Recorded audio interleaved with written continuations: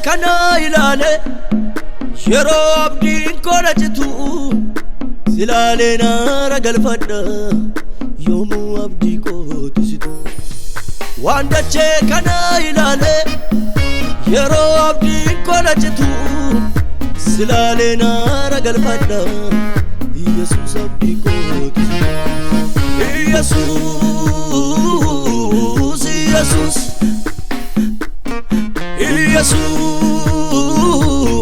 Yesuus Yesuus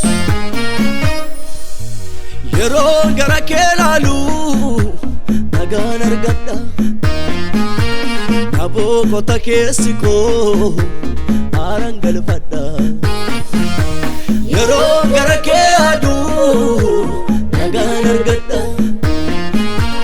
naboo kota keessi koo aaraan galfadha aaraan galfadha aaraan galfadha aaraan galfadha aaraan galfadha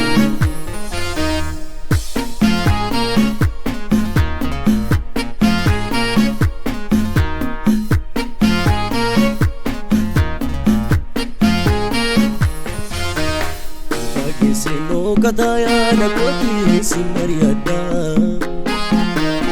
isaan hiriyaaf abbaa faana koodhoksuu sitti madda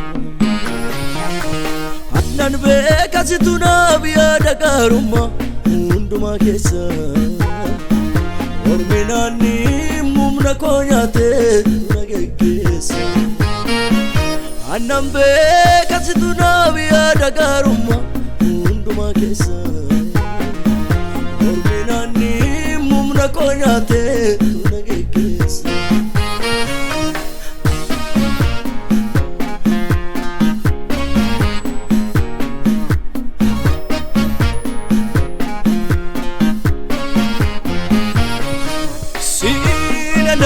Ifti anaaf dukkana siinana injiraadhu Yesuusila jireenyi koo harka kee keessa sinna gargaara sinna geggeessa jireenyi koo harka kee keessa sinna gargaara sinna geggeessa Yesuus Yesuus Yesuus Yesuus yeroon gara kee laalu nagaan argadha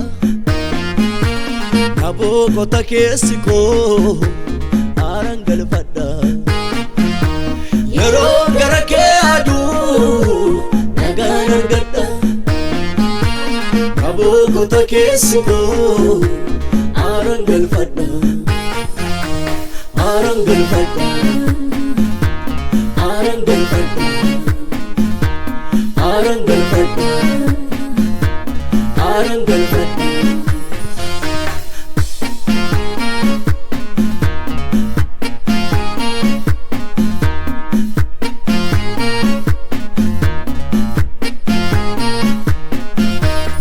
gaarummaan kee inni guyyaa guyyaa araarri kee inni guyyaa guyyaa eegumsi kee inni guyyaa guyyaa irratti baay'atee amiin amiin gaarummaan kee inni guyyaa guyyaa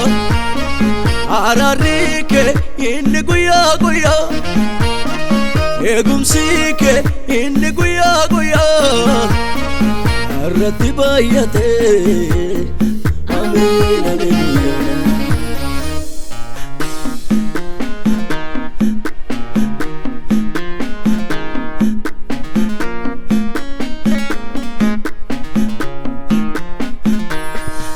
suuqa jinama itti nama dargine yoo yaatanis kanii humtuun nageenye achitti dhuftee turattaa softee lakkina kootiif deebiin alaatte nutti dhuftee tu nattaasofte dhiphina kootiif